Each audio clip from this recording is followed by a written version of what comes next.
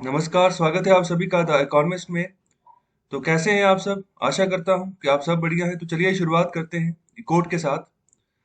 Trust your self, you know more than you think you do. तो अपने ऊपर विश्वास रखो। आप जितना सोचते हो ना, मतलब कि आप कोई काम कर सकते हो, तो आप उससे ज्यादा जानते हो अपने बारे में। ओके, तो मतलब कि अपने ऊपर विश्वास रखो और आगे बढ़ो, सीधी सी बात है। कोई भी काम करना है तो अगर आपका दिल है उस काम करने को, तो कॉन्फिडेंस रखो आगे बढ़ने का। यहाँ पर साहस रखो, इनिशिएटिव लो, काम होते जाएंगे। देखो, सोचते रहोगे तो काम नहीं होगा। तो सबसे बड़ी बात ये होती है कि इनिशिएटिव ले लेना किसी काम को करने का। अगर ठाना है कि ये करना है, तो फिर ये नहीं कहना है कि कल करना है या परसों करना है। जिस जो भी ऐसी चीज माइंड में है कि कल करेंगे, उसको आदत बनाओ कि अभी करने की। अभी जो है ना, चेष्टा करनी है, मतलब कोशिश करनी है। ओके, तो जब ये आदत बन जाएगी धीरे धीरे, तो खुद से आपको पता चलना शुरू हो जाएगा। आपका कॉन्फिडेंस लेवल जो है ना, खुद ही जो है ना डेवलप होना शुरू हो जाएगा, आगे बढ़ना शुरू हो जाएगा। तो अपने ऊपर विश्वास रखो। ओके, तो अपने ऊपर विश्वास तभी आएगा ना जब वैसी एक्टिविटीज करोगे, जो है ना ऐसे एनवायरनमेंट आपके आसपास हो कि जो मतलब आपका एक पॉजिटिव एटीट्यूड बनाए। ओके, नेगेटिव थॉट्स ही आपके अंदर ना आए। तो कचरा नहीं बनाना है दिमाग को। ओके, जो चीज सही नहीं है उसके बारे में नहीं सोचना है, जो करना है ना उसके बारे में सोचो और फटाफट से इनिशिएटिव लो और आगे बढ़ो।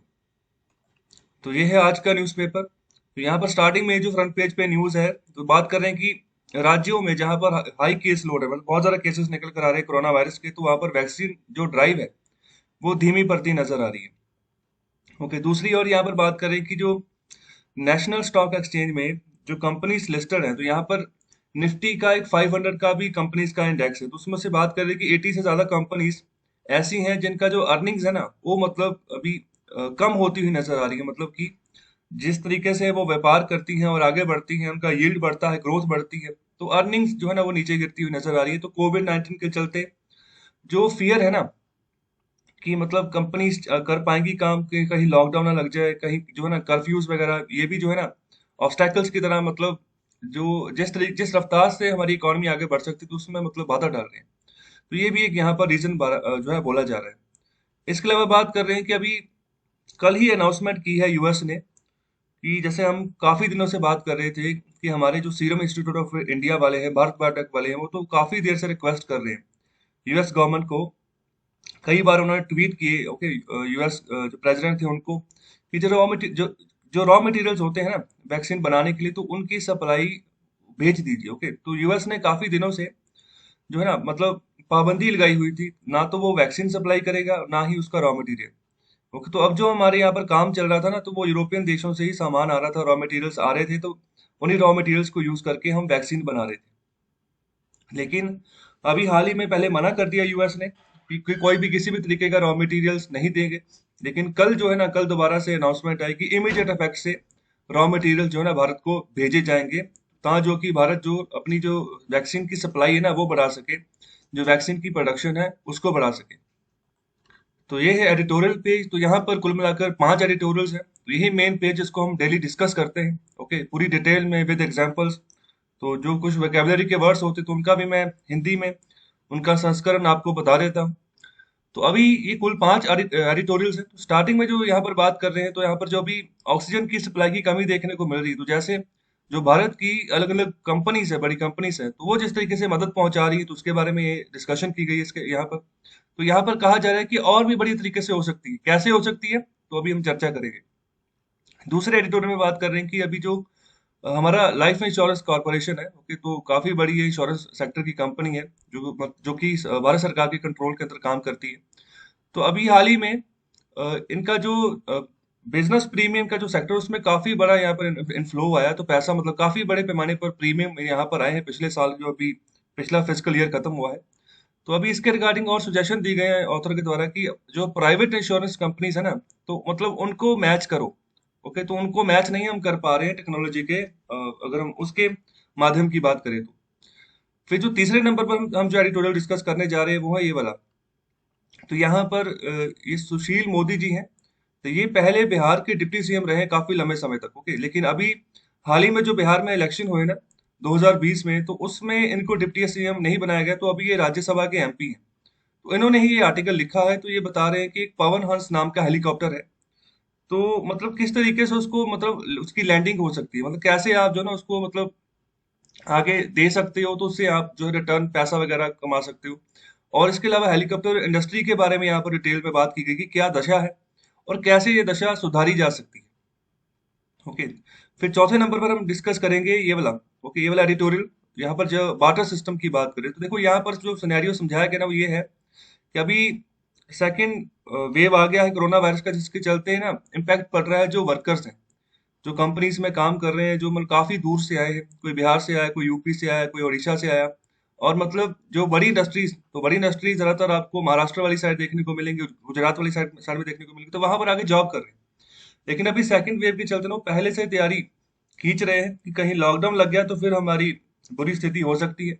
तो अभी उस सिचुएशन को कैसे ठीक किया जाए। अगर वो घर पे ही जाते हैं ना, घर में जाकर तो फ्री हो जाएंगे, कोई जॉब वगैरह उनके पास नहीं होगी, तो यहाँ पर बार्टर सिस्टम का हवाला देकर जो ना सोल्यूशन बताने की कोशिश की है ऑथर की तरफ से, तो इसको भी डिटेल में पढ़ते हैं। और आखिर में पढ़ेंगे एडिटोरियल नंबर 5 में। तो इसके बारे में मैंने कल भी डिस्कशन की थी, काफी एक्सप्लेनेशन इसकी दी थी। जो कल का एडिटोरियल नंबर 1 था ना, तो मतलब उसमें बताया गया था कि जो कंपनीज हैं उन्होंने नए प्राइस जो है ना घोषित किए हैं, जो वैक्सीन निर्माता कंपनीज हैं। तो अभी यहाँ पर भी वही चीज यहाँ पर डिटेल में बताई गई। तो कल भारत बायोटेक के बारे में नहीं बताया गया था, तो अभी भारत बायोटेक के बारे में भी बताया गया कि उन्होंने क्या क्या प्राइसेस रखे हैं और मतलब कितना कुल खर्चा आ सकता है। तो इसलिए यहाँ पर बात कर रहे हैं कि 623 जो है ना बिलियन रुपीस का क्वेश्चन है। ओके, तो मतलब कुल इतना खर्चा बन रहा है, जब वैक्सीनेशन ड्राइव अपने फुल पीक पे चलेगा तो मतलब इतना खर्चा होगा। ओके, तो ये इसके बारे में यहाँ पर इस एडिटोरियल में बात की गई है। तो और कैसे कैसे खर्चा जुड़ेगा, उस खर्चे की पूरी डिटेल बताइए। ओके, तो इसका अभी हम एक जस्ट लेंगे, तो ये आखिर में, सबसे आखिर में ये वाला एडिटोरियल डिस्कस होगा। तो चलिए शुरुआत करते हैं। तो सबसे पहले लाइक जरूर कर देना और शेयर कर देना ज्यादा से ज्यादा इन वीडियोस को, लेक्चर्स को। काफी बच्चों को अभी भी जरूरत है, जहां तक ये लेक्चर पहुंचना चाहिए नहीं पहुंच रहा है। और अगर आपको पीडीएफ चाहिए तो डिस्क्रिप्शन बॉक्स में टेलीग्राम चैनल का लिंक गिवन है, वहां पर जाइए, चैनल को ज्वाइन करें और आपको डेली बेसिस पे वहां पर पीडीएफ अवेलेबल होगा। जितने भी तरह के यहाँ पर लेक्चर्स आते हैं इस चैनल पर, सभी के पीडीएफ जो है अवेलेबल होते हैं। तो चलिए शुरुआत करते हैं एडिटोरियल नंबर 1 से। तो ये है एडिटोरियल नंबर 1। तो यहाँ पर बात कर रहे हैं इंडियन आईएनसी। तो जहां पर भी हम आईएनसी वर्ड का इस्तेमाल करते हैं ना, उसका मतलब होता है कि हम कॉर्पोरेट्स के बारे में बात कर रहे हैं। भारत की जो अलग अलग कंपनीज है ना, तो उनके बारे में बात कर रहे हैं। तो उनको यहाँ पर कहा जा रहा है कि अपनी क्षमता को आप आगे लाइए। ओके, तो यहाँ पर जो कोविड जो है ना, यहाँ पर Covid should elicit a lot more than charity. Okay, मतलब कि कोविड नाम की बीमारी ऐसी है कि हम मतलब ऐसे नहीं हम कह सकते कि हमने चैरिटी पे कुछ पैसा दे दिया, यहाँ पर कुछ ऑक्सीजन सिलेंडर्स प्रोवाइड कर दी तो ये बीमारी के ऊपर हम ओवरकम कर देंगे। तो ज्यादा है यहाँ पर, मतलब काफी ज्यादा चाहिए। तो मतलब बिल्कुल जैसे गवर्नमेंट का काम होता है कि मतलब सही करना है सब सिचुएशंस को, तो अभी जो प्राइवेट कंपनीज जो प्रॉफिट में है, जिनका अच्छा खासा मतलब रेवेन्यू है, मतलब वो सपोर्ट कर सकती हैं, तो खुल खुल के सपोर्ट करें। मतलब ये चैरिटी के तौर पर ना देखें, मतलब ये इस तरीके से इस तरीके से सिनेरियो को देखें, मतलब कि इस सिचुएशन से ना हमने बाहर आना है किसी ना किसी तरीके से। तो शुरुआत में यही बात कर रहे हैं कि अभी जो भारतीय कंपनीज है तो यहाँ पर काफी उन्होंने काम किया है। मतलब जो यहाँ पर ऑक्सीजन शॉर्टेज जो है देखने को मिल रही है, तो पैंडेमिक के चलते, तो जो भारत के बड़े बड़े शहर, तो तकरीबन सब जगह एक ही जैसी प्रॉब्लम देखने को मिल रही है कि ऑक्सीजन की कमी है, जिसके चलते जिनको कोविड होता जा रहा है ना, उन लोगों को दिक्कत आ रही है सांस लेने में। तो बहुत सारे शहर ऐसे भी हैं जहाँ पर मृत्यु हो गई लोगों की। तो कारण यही था कि ऑक्सीजन की सप्लाई नहीं मिल पाई, तो वो मतलब सांस ही नहीं ले पाए अच्छे से। तो यहाँ पर बात यही की जा रही है कि अभी जो गवर्नमेंट ने ना अभी अभी काफी बड़े पैमाने पर ऑर्डर किया है डाइवर्जन का। डाइवर्जन मतलब कि जहां पर भी जो बड़े बड़े स्टील प्लांट्स हैं भारत में, ओके, तो जहां फिर जो छोटा कोई वेल्डिंग यूनिट भी है ना, तो वहां से मतलब आप डाइवर्जन करो। मतलब जो आप इंडस्ट्रियल पर्पस के लिए ऑक्सीजन की आप यूज करते हो ना, तो उसको आप मेडिकल यूज के लिए भेजो। ओके, तो यहाँ पर ये ऑर्डर भारत सरकार ऑलरेडी कर चुकी है। जो मतलब सरकारी जो स्टील प्लांट है या फिर जो बाकी भी जो स्टील प्लांट है, उनको सबको यहाँ पर कहा गया है कि आप जो फर्दर अपने के लिए जो भी ऑक्सीजन यूज करते हो बंद करो उसे। पहले लोगों की जिंदगियां बचानी वो जरूरी है, तो उसके लिए ऑक्सीजन की सप्लाई आप भेजिए। ओके, तो यहाँ पर वेल्डिंग यूनिट्स की भी बात करेंगे जो दिल्ली के शाहीन बाग में है, तो वहां पर उनको भी बोला गया है कि आप जो है ना अपने ऑक्सीजन स्टॉक आपके पास पड़े हैं, तो उनको आप हॉस्पिटल्स में भेजिए। इसके अलावा टाटा की बात कर रहे हैं, आईटीसी की बात कर रहे हैं, अडानी की बात कर रहे हैं। तो ये मतलब ये सार्वजनिक जो कंटेनर्स होते हैं ना ऑक्सीजन से भरे हुए, तो उनको इम्पोर्ट भी कर रहे हैं। और अगर रिलायंस की बात करें तो वो एक्स्ट्रा ऑक्सीजन प्रोड्यूस भी कर रहे हैं। ओके, तो ये साइरोजेनिक कंटेनर्स क्या होते हैं इसके बारे में मैं आपको बताता हूँ। ये देखिए, ये पूरे के पूरे यहाँ पर साइरोजेनिक कंटेनर्स है जहां जिसमें कि ऑक्सीजन भरी हुई है। ओके, तो ये देखो अभी ये हमारी एयरफोर्स लगी हुई है, इसके रिगार्डिंग मैंने अलग से वीडियो भी बनाया कि कैसे पूरी जान लगा रही है हमारी एयरफोर्स। अलग अलग तरह के जहाज लगाए हुए हैं यहाँ पर, जो कार्गो जहाज है, कि एक जगह से इन्हीं कंटेनर्स को लोड करके एयरलिफ्ट किया जा रहा है, तो वहां तक पहुंचाया जा रहा है जहां पर ऑक्सीजन की जरूरत है। और फिर क्या किया जा रहा है, जब ये खाली हो जा रहे हैं ना, फिर वहां से पिक करके फिर वहीं लेकर जाया जा रहा है जहां पर प्लांट्स लगे हुए हैं ऑक्सीजन के। फिर वहां से भर के फिर वापस लेकर आया जा रहा है जिन जिन शहरों में ऑक्सीजन की सप्लाई की जरूरत है। ओके, तो इस तरीके से लोड किया जा रहा है हमारे जो एयरफोर्स के जहाज है। तो ये पूरे के पूरे कंटेनर्स होते हैं। ओके, तो जहां पर इनको हम कंटेनर्स बोलते हैं। लेकिन इसके बाद क्या होता है, इसके बाद डायरेक्ट ऐसा नहीं होता कि डायरेक्टली जो है ना सप्लाई जो लगा दी जाती है पेशेंट को, इसके बाद इसको कन्वर्ट किया जाता है जो छोटे सिलेंडर्स होते हैं ये वाले। ओके, तो इनमें भरी जाती है ये ऑक्सीजन गैस। ओके, तो फिर बाद में जो है ना ये लगाया जाता है, मतलब पर पेशेंट को, मतलब जिस पेशेंट को ऑक्सीजन की जरूरत है एक सिलेंडर उसको मुहैया करवा दिया जाता है। ओके, तो इस तरीके से ये पूरी की पूरी प्रणाली अभी काम कर रही है। और आगे यही बात कर रहे हैं कि इनके अलावा माइक्रोसॉफ्ट की बात कर ले, गूगल की बात कर ले, तो वो भी यहाँ पर छोटे छोटे यूनिट्स में यहाँ पर डोनेशंस दे रही हैं। ओके, कोई बड़ी डोनेशन दे रहा है, कोई छोटी डोनेशन दे रहा है, मतलब रिलीफ फंड के हिसाब से, कि मतलब कि ऑक्सीजन की आप जो है ना व्यवस्था कर लीजिए। ओके, तो इन सबको यहाँ पर ऑथर करें कि वेलकम है, अच्छी बात है। लेकिन यहाँ पर बात करें कि जो कंपनीज है ना, वो मतलब और भी ज्यादा कर सकती हैं। ओके, तो मतलब ये तो बात ही ऐसी है कि जो कंपनीज ही कर सकती हैं। जैसे यहाँ पर बात करें कि अच्छा गैप जो है ना सप्लाई चेन में ये बना सकती हैं। तो मतलब जहां-जहां पर भी देश में जिस-जिस जगह पर भी ऑक्सीजन की सप्लाई की ज़रूरत है, वहां पर उसके रिगार्डिंग पार्ट्स का निर्माण कर सकती हैं। तो कहने का मतलब इस तरीके से मतलब हथियार बना सकती है। हथियार कहने का मतलब यही, मतलब प्लांट्स लगा सकती हैं ऑक्सीजन के अलग-अलग जगह पर, जहां-जहां पर जिन शहरों में ज़्यादा ज़रूरत है। ओके, तो ये बात यहाँ पर की जा रही है। अभी की सिचुएशन यही है कि इमीडिएट रिलीफ के लिए हम क्या कर रहे हैं कि ऑक्सीजन कंटेनर्स, वही जो मैं बड़ा बड़ा मैंने ट्रक दिखाया था, तो उन ऑक्सीजन कंटेनर्स को हम इंपोर्ट कर रहे हैं। ओके, एक जगह से दूसरी जगह से इंपोर्ट कर रहे हैं। लेकिन इंडियन इंडस्ट्री है ना, तो वो इतने काबिल है कि मतलब कि वो इन सार्वजनिक कंटेनर्स को इंडिया में उनका निर्माण कर सके। ओके, तो lakhs of additional oxygen bottles की यहाँ पर जो है ना जरूरत है। तो वही एडिशनल जो मैं ये वाली जो बॉटल्स दिखा रहा हूँ ना, तो इनको ऑक्सीजन सिलेंडर्स भी बोलते हैं, तो ऑक्सीजन बॉटल्स भी बोलते हैं। ओके, तो जितने पेशेंट बढ़ते जाएंगे तो इनकी भी रिक्वायरमेंट बढ़ती जाएगी कि पर पेशेंट एक सिलेंडर चाहिए होता है। ओके, तो उस तरीके से हम जो है ना यूटिलाइज कर सकते हैं, पेशेंट्स को बचा सकते हैं। तो उसी की यहाँ पर बात करें कि मतलब जितनी भी ऑक्सीजन सिलेंडर्स की जरूरत है जो पर पेशेंट हमें चाहिए, तो उनका निर्माण हम कर सकते हैं भारत में। ओके, तो इसके अलावा बात करें कि भारत को कम से कम यहाँ पर ना 10 मिलियन लोगों को वैक्सीनेट करना होगा एक दिन में। ओके, मतलब कि 1 करोड़ लोगों को एक दिन में वैक्सीनेट करना होगा, तो तभी जाकर ना हम बड़े पैमाने पर यहाँ पर जो हमारी बड़ी पॉपुलेशन है उसको कवर कर पाएंगे जल्दी से जल्दी। और ये जो वायरस फैलता जा रहा है लगातार, मतलब कि जो लोगों को मतलब दिक्कतें कर रहा है ना, उससे हम बच पाएंगे। तो ये छूत की बीमारी है। ओके, हवा में रह रहा है और एक एक से दूसरे को होता जा रहा है। तो ये इसकी जो एंडलेस म्यूटेशन है, मतलब कि इसके नए नए वेरिएंट्स बनते जा रहे हैं, जितना ये फैलता जा रहा है, जितना डिले होता जा रहा है ना वैक्सीनेट करने में, उतना ये अपने नए रूप धारण करता जा रहा है और उतना घातक होता जा रहा है। तो उसको ओवरकम करना है। तो यहाँ पर वैक्सीन सप्लाई की बात कर रहे हैं कि मतलब ये भी कंस्ट्रेंट की गई है bye non availability of vaccine ingredients. जैसे मैंने अभी स्टार्टिंग में जो है फ्रंट पेज की मैंने बात बोली थी कि यूएस ने जो वैक्सीन इंग्रेडिएंट्स थे, जो वैक्सीन की रॉ मटेरियल्स थी, उसको यहाँ पर देने के ऊपर पाबंदी लगाई हुई थी। ओके, तो जिसके चलते यहाँ पर भी हम बड़े पैमाने पर सप्लाई नहीं बना पा रहे। ओके, हम चाह रहे हैं कि मतलब ज्यादा से ज्यादा 100 मिलियन या 200 मिलियन डोजेस बनाएं एक महीने में, तो अभी नहीं बन पा रही। अगर मैं सीरम इंस्टीट्यूट ऑफ इंडिया की बात करूँ तो वो 60 मिलियन डोजेस बना पा रहा है। अगर मैं बात करूं भारत बायोटेक की, तो वो 20 मिलियन डोजेस बना पा रहे हैं। तो इससे ज्यादा बनाना चाह रहे हैं, तभी बना पाएंगे ना जब रॉ मटेरियल अवेलेबल होगा। तो यहाँ पर वही बात कर रहे हैं कि अच्छी खासी अमाउंट वो यूएस से निकल कर आती है। ओके, उन रॉ मटेरियल्स की। तो मतलब अभी कल जो है ना उसने ऑफर किया है अभी कि मतलब जितने भी तरह के एक्सपोर्ट्स कर्व्स उसने लगाए हैं वो हटा रहा है, और मतलब कि जल्दी से जल्दी जो है ना रॉ मटेरियल्स की सप्लाई जो है भारत में वो भेजेगा। इसके अलावा बात करें कि India should be able to produce every one of these ingredients in this country. तो ये भी बात करें कि हम डिपेंडेंसी हमारी क्यों रह रही है, हम खुद भी जो है ना जितने भी इंग्रेडिएंट्स चाहिए वैक्सीन बनाने के लिए वो हम अपनी धरती पर भी बना सकते हैं। तो इसके लिए यहाँ पर ये तर्क दिया जा रहा है। तो मतलब हमें यहाँ पर ना ऐसा नहीं है कि मतलब कोई रूल है, कोई गवर्नमेंट चला रही तो उसी के यहाँ पर निर्भर होना पड़ेगा तभी हम आगे बढ़े। तो इसके अलावा भी हम आगे बढ़ सकते हैं। जो हमारा नॉलेज बेस है ना भारत का, जो स्किलेबल जो वर्क फोर्स है, तो मतलब कि वो इतने काबिल है कि मतलब कि जितने भी कॉम्पिटिटिव प्रोड्यूसर है ना, मतलब जो भी फार्मास्यूटिकल इंडस्ट्री की हम अगर हम बात करें, तो वहां पर अच्छे खासे तरीके से वो आगे बढ़े हैं, तो अभी भी बढ़ सकते हैं वो। ओके, तो यहाँ पर कारण यही बताया जा रहा है कि महत्वाकांक्षा नहीं, मतलब एम्बिशन नहीं है। ओके, मतलब इस तरीके से आगे बढ़ने की ना चाहत नहीं है, आदत नहीं है। तो तभी जो है ना इंडियन इंडस्ट्री थोड़ा थोड़ा पीछे रह जाती है। ओके, तो मतलब कहने का मतलब यही कि रिसर्च अच्छे से नहीं हो पा रही। जब तक रिसर्च अच्छे से नहीं होगी, खुद की चाहत ही नहीं होगी आगे बढ़ने से कि हम आगे बढ़े, खुद की रिसर्च करें, तो कैसे कर पाएंगे। और आखिर में यहाँ पर ऑथर बात करें, जो पैंडेमिक है तो उससे चलते यहाँ पर जो भी सिचुएशंस बनी है ना, तो यहाँ पर इंडस्ट्री को मतलब उसका फायदा होना चाहिए, उसका लाभ उठाना है हमने उस सिचुएशंस का। ओके, तो यहाँ पर जो पुरानी जिस तरीके से यहाँ पर धारणाएं हैं उनको हम यहाँ पर अभी छोड़ना है।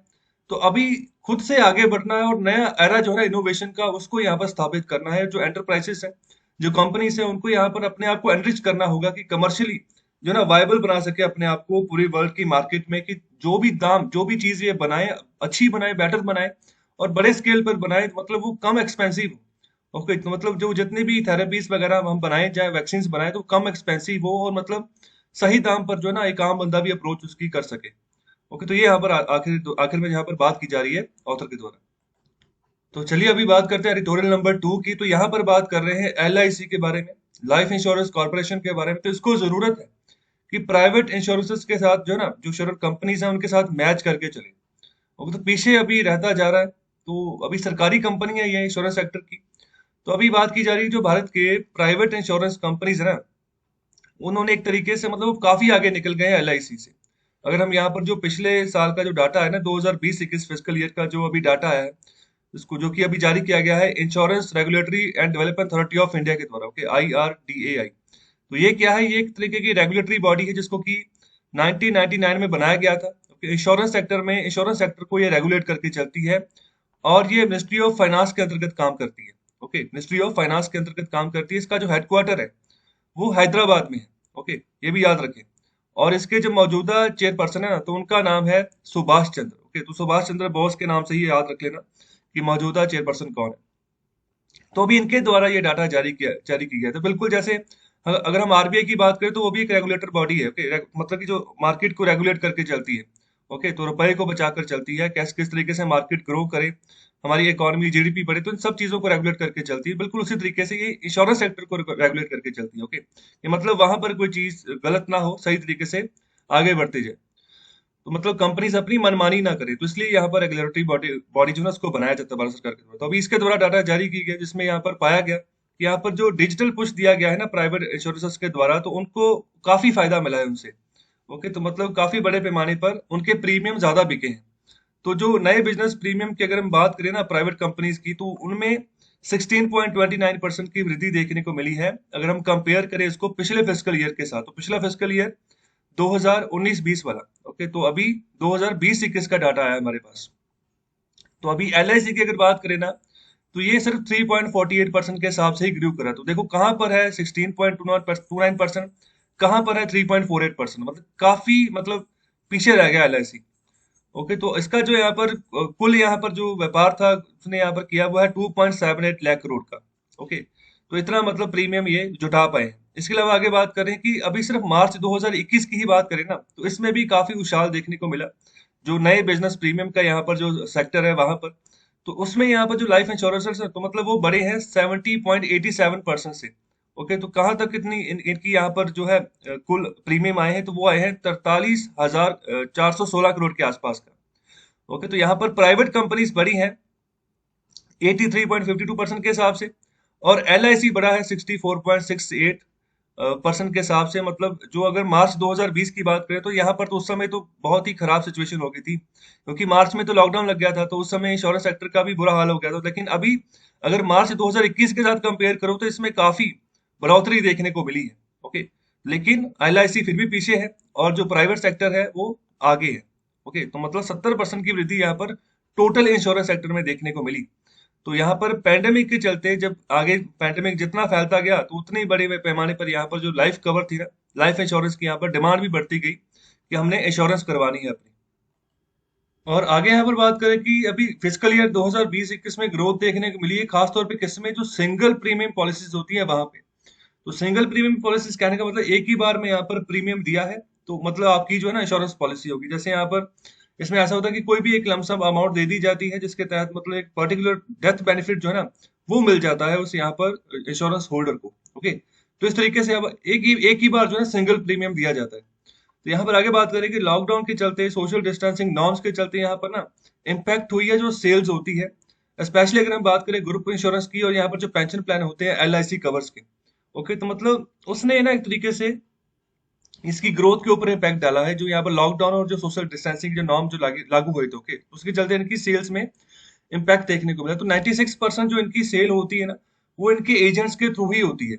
ओके, तो जो इनके एजेंट्स काम करते हैं, ओके, जिसको हम बोलते हैं कि LIC का एजेंट है कोई कोई, तो मतलब वो प्रीमियम प्लान आपके पास लेकर आता है, बताएगा कि ये इंश्योरेंस करवाइए आपको ये बेनिफिट होगा, ये इंश्योरेंस करवाइए आपको ये बेनिफिट होगा। तो 96% ऐसे काम चलता है LIC का। तो ये ग्रुप इंश्योरेंस में इसका मतलब होता है जैसे कोई कंपनी है, उसके अंतर्गत बहुत सारे एम्प्लॉयज काम कर रहे हैं, तो एक ही बार में सबकी इंश्योरेंस करवा दी। ओके, तो इस तरीके से ग्रुप इंश्योरेंस हो गया। तो मतलब वो किसी भी टाइप की हो सकती है। ओके, मतलब वो हेल्थ इंश्योरेंस हो सकती है। ओके, तो यहाँ पर किसी और सिक्योरिटी के रिगार्डिंग जो है ना वो इंश्योरेंस हो सकती है। ओके, तो पेंशन प्लान भी बिल्कुल इसी तरीके से होते हैं, जैसे मतलब कि एक फंड होता है जहां पर मतलब आपने पैसा लगा दिया और उसी पैसे के हिसाब से आपको ना मतलब प्रीमियम मिलता जाएगा। हर महीने के हिसाब से आपको प्रीमियम, आपको मतलब जो उसका होता है ना ब्याज होता है, वो मिलता जाएगा। ओके, जिसने भी वो प्लान लिया होता है पेंशन प्लान। तो यहाँ पर आगे बात करें कि जो नए बिजनेस प्रीमियम यहाँ पर निकल कर आ रहे हैं, अगर हम ग्रुप इंश्योरेंस की बात करें, तो यहाँ पर फिस्कल ईयर 2021 में इसमें डिक्लाइन देखने को मिला है ग्रुप इंश्योरेंस के सेक्टर में। तो अभी जो सेकंड वेव जो अभी चल रही है ना, तो वो अभी उससे अभी एसोलेशन हो रही किसकी, अभी इंडिविजुअल प्रोटेक्शन प्लान की, मतलब कि हमने खुद की अपनी अपनी इंश्योरेंस करवानी है। तो उसके चलते यहाँ पर उसकी डिमांड राइज हो चुकी है। सेकंड वेव दोबारा से बहुत घातक हो रही है, होती जा रही है लोगों की, तो लोग चाह रहे हैं कि मतलब एक प्रोटेक्शन प्लान ले ले। ओके, तो अभी LIC की अगर बात करें, तो अभी भी इसके जो 2/3 जितने भी नए बिजनेस प्रीमियम है, तो मतलब वो भी अभी देख रहे हैं कि मतलब ऑनलाइन सेल जो है ना उनके प्रोडक्ट्स की, वो अभी बढ़ती जा रही है। ओके, तो जो डिमांड है वो बढ़ती जा रही है। पेंशन फंड के रिगार्डिंग, ओके, जो एन्युटी प्लान होते हैं उनके रिगार्डिंग, तो एन्युटी भी यही चीज होती है। मतलब एक फंड जो है ना बना दिया जाता है, जिसमें आपने पैसा डाल दिया और उसी के चलते आपको फिर जो है ना ब्याज मिलता जाता है महीने के हिसाब से। तो बिल्कुल वैसे जैसे आप बैंकों में पैसा डालते हो, लेकिन यहाँ पर इंश्योरेंस सेक्टर में वो इंश्योरेंस के अंतर्गत काउंट होता है वो चीज। और आगे यहाँ पर बात कर रहे हैं कि जो रेगुलेटर है, ये जो IRDAI है, तो मतलब इसने भी काफी बढ़िया काम किया कि फैसिलिटेट कर रहा है कि जो नए नए ऑप्शंस निकल कर आ रही, जैसे यहाँ पर जो स्टैंडर्डाइज्ड और सिंपल इंश्योरेंस प्रोडक्ट्स है, कि मतलब आप बिल्कुल सिंपल रखें, मतलब कोई कॉम्प्लेक्सिटी यहाँ पर ना हो, आसानी से समझ आए और आसानी से इसका जो प्रीमियम जो है ना उसकी रूटीन चलती जाए। तो मतलब इसको भी रेगुलेट करने में काफी अहम रोल अदा किया है IRDAI ने।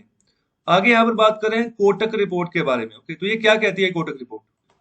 तो यहाँ पर यही बात की जा रही है कि जो यूनिट लिंक्ड पेंशन प्लान है, तो अभी उनका रिवाइवल देखने को मिल रहा है। तो बिल्कुल ये वही चीज है, एन्युटी प्रोडक्ट जो होते हैं, जैसे अभी डिमांड बढ़ती जा रही है पेंशन और एन्युटी प्रोडक्ट्स की, तो इसमें ऐसा है कि इंश्योरेंस कवर भी आपको मिल जाएगा, लेकिन अगर आप जो FD करवाते हो बैंक में, तो वहां पर भी आपको कोई इंटरेस्ट मिलता है। लेकिन उससे अच्छा है कि आप जो है ना ये पेंशन या एन्युटी प्रोडक्ट ये प्लान आप ले लो, कि यूनिट लिंक्ड पेंशन प्लान इनको बोलते हैं। तो उसमें भी आपको मतलब बढ़िया, मतलब एक तो ब्याज दर भी बढ़िया मिल जाएगा, दूसरा आपको जो इंश्योरेंस है ना आपकी वो भी चलती जाएगी। ओके, तो अभी बात कर रहे हैं कि अभी जो high yield fixed income instruments है ना, तो वहां पर अभी कमी देखने को मिल रही है। मतलब जहां पर भी आप पैसा लगा रहे हो ना, जैसे बैंकों में भी लगा रहे हो, इतना खास आपको यील्ड देखने को नहीं मिल रहा है। ओके, तो अगर आप अपना फिक्स डिपॉजिट भी करवा रहे हो, या फिर किसी भी तरीके से कोई भी रिटायरमेंट प्लान आप जो ना इंश्योरेंस सेक्टर में आप ले रहे हो, ओके, तो ये जो ना एक तरीके के रिटायरमेंट प्लान होते हैं, जो पेंशन और एन्युटी प्रोडक्ट्स जो होते हैं। ओके, मतलब कि आप खुद से आप इतना कुछ पैसा डाल देते हो, उस हिसाब से आपको जो है ना महीने के हिसाब से पेंशन के रूप में पैसा आता जाता है। ओके, आता रहता है। तो यहाँ पर ये बात कर रहे हैं कि अभी अगर इस तरीके से आप आगे बढ़ते हो ना, अगर यूनिट लिंक्ड पेंशन प्लान लेकर चलते हो, तो इससे यह मदद मिल सकती है जो यहाँ पर इंश्योरेंस हैं, वो उनको यहाँ पर ना फिस्कल ईयर 2021-22 में वो अच्छी खासी ग्रोथ जो है ना वो पैदा कर सकते हैं। तो इसी के चलते यहाँ पर बहुत जल्दी होगा कि हम एक पिक्चर बना लें, पर जो क्लेम्स अभी इस फिजिकल ईयर में हो सकते हैं किसी भी यहाँ पर सेक्टर के बारे में, अगर हम LIC की बात करें, तो अभी आने वाले समय में फिर भी कंपनी जो है ना उनको फोकस करना होगा कि मतलब जिस तरीके से अभी सिचुएशन चल रही है उसको सही करें, और यहाँ पर जो उनकी प्राइसिंग है, जितने भी यहाँ पर उनके रिस्क उनके सामने, उसी हिसाब से यहाँ पर रखें, उसी हिसाब से अपने प्रीमियम को आगे बढ़ाएं। तो चलिए अभी हम बात करते हैं एडिटोरियल नंबर 3 की। तो यहाँ पर बात कर रहे हैं लैंड द सेक्टर ऑफ ए पवन है। तो अभी यहाँ पर इस लेक्चर में पवन हंस नाम के हेलीकॉप्टर की बात की जा रही है, जो कि भारत का नेशनल कैरियर है हेलीकॉप्टर्स के मामले में। ओके, तो इसको 1985 में इसको एस्टेब्लिश किया गया था। तो अभी ना ऑथर बात कर रहे हैं यहाँ पर कि अभी इनका भी जो ना अभी बात करें बजट के हिसाब से, कि अभी जो 2021 का बजट आया फरवरी महीने में जो लॉन्च हुआ था 1 फरवरी को, तो यहाँ पर लार्ज स्केल प्राइवेटाइजेशन की बात की गई थी। यहाँ पर जो एसेट्स थे उनका मोनेटाइजेशन की बात की गई थी। यहाँ पर की फीचर है हमारे इस साल के बजट का। तो एसेट मोनेटाइजेशन क्या होती है, जिसका मतलब होता है कि जो जो भी एसेट्स भारत सरकार के पास पड़े हैं ना, चाहे पब्लिक सेक्टर यूनिट्स के चाहे तौर पर पड़े हैं, चाहे कोई भी एसेट है, चाहे हवाई जहाज पड़े, कुछ भी पड़ा है, ओके, तो उनको बेच देना है, उनको बेचकर जो पैसा आएगा फिर उससे उसको उसको हम बोलते हैं मोनेटाइज हो गया, ओके, पैसा आ गया एसेट्स को बेच के। तो यहाँ पर उसको एसेट मोनेटाइजेशन भी हम बोलते हैं। तो ज्यादातर इसके ऊपर जोर दिया गया है इस साल के बजट के ऊपर। तो अभी जो सबसे यहाँ पर की प्रपोजल है, तो यहाँ पर बात कर रहे हैं कि जो फुल प्राइवेटाइजेशन है, मतलब कि उसकी और जो है अभी कैसे आगे बढ़ना है। तो अगर किसकी बात यहाँ पर करें, तो यहाँ पर बात करें जो स्टेट ऑन्ड हेलीकॉप्टर कंपनी है जिसका नाम है पवन हंस लिमिटेड। तो यहाँ पर अभी इसकी बात की जा रही है कि अभी फिजिकल ईयर 2021-22 में इसके साथ कैसा जो है ना ट्रीटमेंट होगा, क्या यहाँ पर की प्रपोजल यहाँ पर जो है ना हो सकते हैं यहाँ पर फुल प्राइवेटाइजेशन के बारे में। ये इस हेलीकॉप्टर की अगर हम बात करें, तो अभी गवर्नमेंट ऑफ इंडिया का 51% स्टेक है इस हेलीकॉप्टर कंपनी में, ओके, पवन हंस लिमिटेड में। तो जब भी किसी का भी 51% स्टेक हो तो ऑनरशिप उसकी होती है, ओके। तो जिसका यहाँ पर अगर हम कहें कि 49% स्टेक है, तो वो बेशक स्टेक काफी ज्यादा है, 50% के आसपास ही, लेकिन ऑनरशिप उसके पास नहीं रहेगी।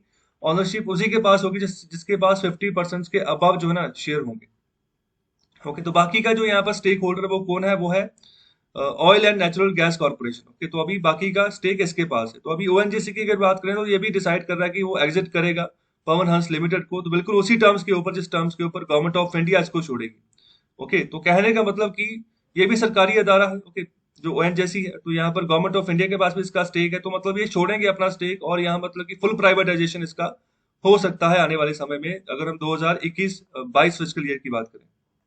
तो कुछ ऐसा दिखता है ये हेलीकॉप्टर, हो गया पवन हंस हेलीकॉप्टर। तो काफी मतलब कैटेगरीज में इसका इससे काम लिया जाता है भारत सरकार के द्वारा, तो उसके बारे में आगे चर्चा करते हैं। तो ये फुल पिक्चर है उसकी। और आगे बात कर रहे हैं कि इसके अलावा यहाँ पर और भी रियल एस्टेट एसेट्स हैं पीएचएल के, ओके, पवन हंस लिमिटेड के। तो रियल एस्टेट एसेट्स मतलब जैसे कोई बिल्डिंग्स वगैरह है, जो कि कोई भी बिल्डिंग के रूप में मतलब कोई भी काम वहां से लिया जा सकता है, ओके। उस बिल्डिंग को आगे आप जो है ना किसी स्कूल में ऑपरेट कर सकते हो, किसी रेस्टोरेंट में ऑपरेट कर सकते हो, मतलब कुछ बिल्डिंग्स वगैरह इसके अपार्टमेंट्स वगैरह हैं, ओके, रियल एस्टेट एसेट्स हैं पीएचएल की। जिसके रिगार्डिंग बात करें कि 240 रेजिडेंशियल अपार्टमेंट है मुंबई में इसके, ओके, पीएचएल के। तो अभी उसको भी अगर बेचा जाएगा तो यहाँ पर शेयर होल्डर्स के पास यह कैश आएगा। तो अभी इतना जो ना इतना बड़े पैमाने पर इम्पैक्ट नहीं पड़ने वाला है, ओके, मतलब जो पैसा आएगा अभी, तो यहाँ पर ये बात की जा रही है, okay, is not expected to be significant. तो इसके अलावा बात करें कि जो प्राइवेटाइजेशन का इम्पैक्ट होगा जो इस यहाँ पर मरती हुई जो हेलीकॉप्टर इंडस्ट्री है भारत की, तो ये मतलब बताने वाली बात है कि कैसा यहाँ पर सिचुएशन होने वाला है अगर इसका फुल प्राइवेटाइजेशन होता है, क्या इम्पैक्ट इसका पड़ता है। तो पहले यहाँ पर बात कर रहे हैं कि ये जो पीएचएल है ना, तो ये सबसे बड़ा प्लेयर है हेलीकॉप्टर इंडस्ट्री में भारत में, ओके। तो यहाँ पर जितने भी तरह के कम्यूटर रूट्स होते हैं भारत के अलग अलग अलग पार्ट्स में, जहाँ पर की कोई फैसिलिटी या कोई सेवा प्रदान करनी है, तो उसमें यहाँ पर सबसे पहले यही आते हैं, ओके, पवन हंस हेलीकॉप्टर ही आते हैं, ओके। तो यहाँ पर ओएनजीसी की भी बात करें तो उनके भी ना यहाँ पर ऑयल फील्ड ट्रांसपोर्टेशन सर्विसेज में इनको यूज किया जाता है। तो पिछले काफी समय से इनको यूज किया जाता है, ओके। मतलब ये सर्विसेज प्रोवाइड कर रहे हैं पवन हंस हेलीकॉप्टर्स, ओके। तो ओएनजीसी मतलब ऑयल नेचुरल गैस कॉर्पोरेशन, तो एक जगह से ना दूसरी जगह जाना होता है, तो यहाँ पर ज्यादातर जल्दी पहुंचने के लिए हेलीकॉप्टर्स को यूज किया जाता है ओएनजीसी के द्वारा। तो इसलिए यहाँ पर इसका शेयर होल्डर भी ये है ओएनजीसी, ओके। तो अभी इसके बाद अलावा बात करें कि इनको और भी किन जगह पर डिप्लॉय किया जाता है, जैसे यहाँ पर कोई सर्च एंड रेस्क्यू का ऑपरेशन करना है, तो इसके अलावा कोई डिजास्टर रिलीफ पहुंचाना है कहीं पर, ओके। इंटरनल सिक्योरिटी ऑपरेशंस मतलब निगरानी रखनी है कि मतलब किस तरीके से मतलब कौन सा एरिया, अगर कहीं पर सपोज करो कोई टेररिस्ट अटैक हुआ है तो अगर उनको ढूंढना है, जहाँ पर निगरानी रखनी है किस तरीके से आगे बढ़े, तो वहां पर भी इनको यूज करते हैं। और इसके अलावा और भी बात करने की, यहाँ पर जितने भी पीएसयूज है ना, और भी जब पीएसयूज ओएनजीसी के अलावा, तो उनके साथ भी जो इसका टाइप रहता है, तो वहां पर भी किसी ना किसी तरीके से पवन हंस हेलीकॉप्टर को यूज किया जाता है। और इसके अलावा बात करें कि पीएचएल की अगर बात करें तो यहाँ पर वो पुअर मैनेजमेंट और यहाँ पर ग्रॉस इनएफिशिएंसी के साथ ना सफर कर रहा है पिछले काफी समय से। मतलब ना तो एफिशिएंट है, एफिशिएंट तभी होगा ना जब मतलब सही तरीके से इससे रेवेन्यू भी जनरेट किया जा सके, सही तरीके से इसकी मेंटेनेंस है, कोई जो है ना प्रॉब्लम नहीं आ रही है, ओके। तो वो तभी होगी सही जब अच्छी मैनेजमेंट होगी। जब अच्छी मैनेजमेंट ही नहीं है, ओके, तो सही तरीके से उससे ऑपरेशन ही नहीं लिए जा रहे, तो फिर तो गड़बड़ वाली बात है ना। तो यहाँ पर पीएचएल इसी इन्हीं चीजों से सफर कर रहा है।